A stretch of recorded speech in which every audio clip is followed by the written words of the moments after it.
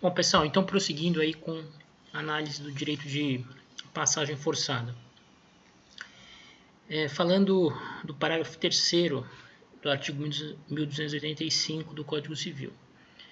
Diz lá o legislador que aplica-se o disposto no parágrafo antecedente, ainda quando, antes da alienação, existia passagem através de imóvel vizinho, não estando o proprietário deste constrangido depois a dar uma outra. A redação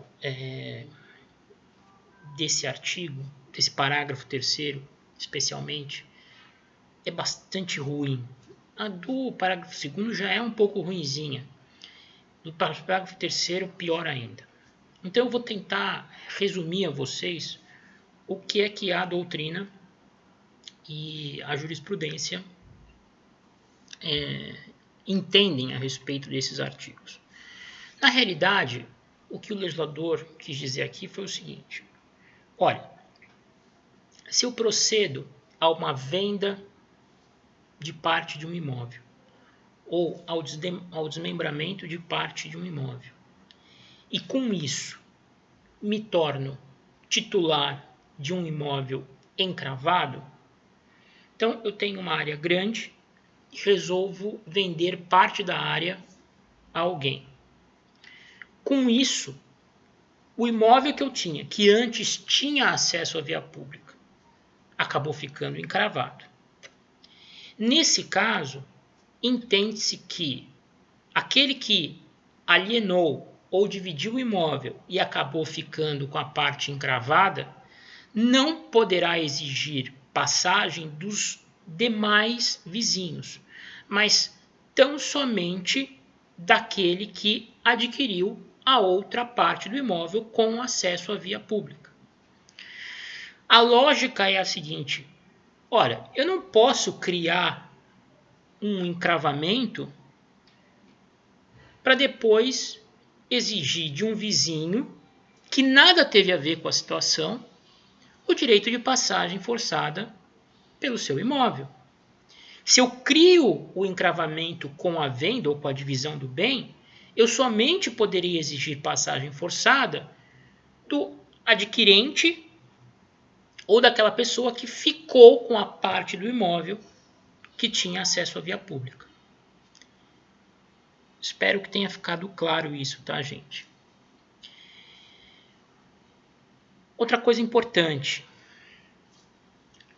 Para que exista direito à passagem forçada, é necessário, como dito, o encravamento natural e absoluto. Não se considera encravado o imóvel que tenha alguma espécie de saída à via pública, nascente ou porto, ainda que essa saída seja difícil ou mesmo penosa. Razões de comodidade não são atendidas para obrigar o vizinho a suportar a passagem pelo seu imóvel. Então, vejam, não é porque o acesso do meu imóvel à estrada que passa nas proximidades é difícil, é penoso, se dá através de uma trilha, né, que exige algum esforço para ser percorrida, que eu vou ter direito de exigir do vizinho uma passagem mais fácil, mais tranquila, melhor pelo seu imóvel para ter acesso àquela via pública. O objetivo de se constranger o vizinho a tolerar a passagem do proprietário do imóvel encravado pelo seu bem é evitar que o prédio encravado tenha o seu valor econômico completamente esvaziado e a sua função social completamente desatendida. O objetivo não é facilitar a vida de quem tem um acesso mais difícil à via pública, nascente ou porto, a partir do seu imóvel. Tá? Eventualmente, aquele que tem um acesso penoso mais difícil, por uma trilha mais fechada, ele pode, juntamente com um dos vizinhos, ajustar uma espécie de servidão de passagem. Eles podem contratar, eles podem se acertar no sentido do vizinho conceder ao titular desse prédio, que tem um acesso mais difícil, uma passagem mais tranquila, possibilitando uma maior facilidade de deslocamento até a estrada, por exemplo. Tá? Mas, para efeito de direito de passagem forçada, instituto que nós estamos examinando agora, no artigo 1285 do Código Civil, somente será possível a criação da passagem forçada, somente será possível constranger o vizinho, exigir judicialmente que o vizinho tolere a passagem, quando o encravamento for absoluto e natural. Tudo bem? Espero que tenha ficado claro. Apenas para ilustrar, também está no resumo que eu passei a vocês na aula passada. Ilustrar não, complementar. Muitos doutrinadores equiparam, né, o direito de passagem forçada a uma verdadeira desapropriação no interesse particular. Né? O proprietário do prédio obrigado a suportar a passagem tem direito a uma indenização cabal, ou seja, tal como aquele que vê o seu prédio expropriado no interesse público para atender alguma finalidade social. Então é como se o proprietário do prédio encravado tivesse o direito de desapropriar uma pequena parte do imóvel vizinho para ter acesso à via pública. Né? Bem, para finalizar,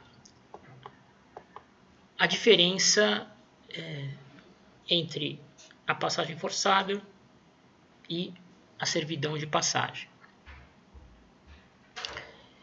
Bem, servidão de passagem constitui direito real sobre coisa alheia, que nasce geralmente de um contrato e não corresponde necessariamente a um imperativo determinado pela situação dos imóveis, mas a simples conveniência e comodidade do dono de um prédio que não está naturalmente encravado, mas que tem um acesso mais difícil com via pública, nascente ou porto.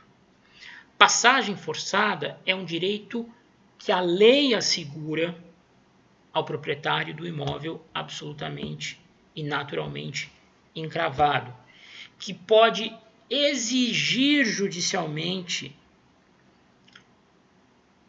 a outorga da passagem de um dos vizinhos.